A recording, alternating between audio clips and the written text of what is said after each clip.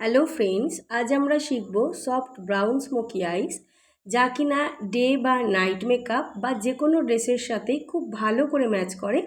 আশা করছি তোমাদের প্রত্যেকের কাছেই রয়েছে ব্রাউন ও ব্ল্যাক আইশ্যাডো আর রয়েছে একটি কাজল পেন্সিল। তবে চলো শুরু করি। প্রথমেই আউটার কর্নার থেকে ক্রিস লাইনের ওপরে লাইট ব্রাউন আইশ্যাডো ব্লেন্ড করব। নেক্সট তার থেকে একটু ডার্ক ব্রাউন শ্যাডো ব্লেন্ড করব।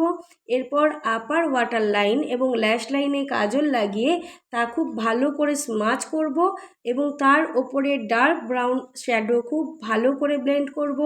প্রত্যেকটা ব্লেন্ডিং যাতে খুব ভালোভাবে হয় সেদিকে তোমরা খেয়াল রাখবে।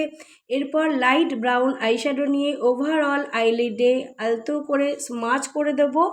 এরপরে আমরা চলে যাব ওয়াটার লাইনে কাজল লাগাবো।